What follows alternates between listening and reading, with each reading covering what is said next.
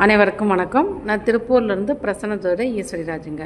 நம்ம இந்த பதிவில் பார்க்க போகிறது, இப்போ ஒரு ஜாதகத்தில் அவங்களுக்கு திருமண யோகம் இருக்குதா அப்படின்னு பார்க்குறதுக்கும் சில அமைப்பு இருக்குதுங்க.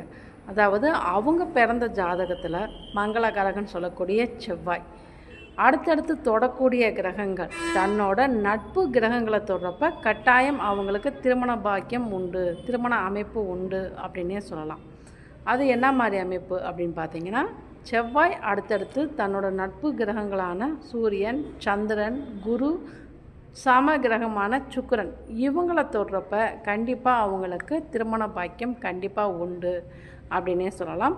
அதே போல் குருவும் சுக்கிரனும் ஒன்று பக்கத்தில் அருகில் இருந்தாலே அவங்களுக்கு சிறு வயதில் திருமணம் கைகூடும் அப்படின்னே சொல்லலாம்.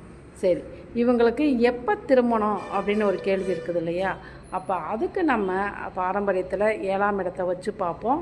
ஆனால் இங்கே நாடி விதிப்படி கோச்சார குரு ஒரே சமயத்தில் குரு, சுக்கிரன், செவ்வாய், சனி பகவான் இவங்களோட தொடர்பில் இருக்கிறப்ப, அதாவது பார்வையிலையோ இல்லை சேர்க்கையிலையோ அவங்க பிறந்த ஜாதகத்தில் இருக்க கிரகங்களோட கோச்சார குரு தொடர்பில் இருக்கிறப்ப கண்டிப்பாக அவங்களுக்கு அந்த காலகட்டம் திருமண அமைப்பு கைகூடும் அப்படின்னே சொல்லலாம்.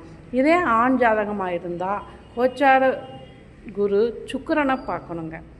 பெண் ஜாதகமாக இருந்தால் கோச்சார குரு செவ்வாயை இந்த தொடர்பில் இருக்கிறப்ப கட்டாயம் அவங்களுக்கு திருமண அமைப்பை ஏற்படுத்தி கொடுக்குது அப்படிங்கிறது தான்.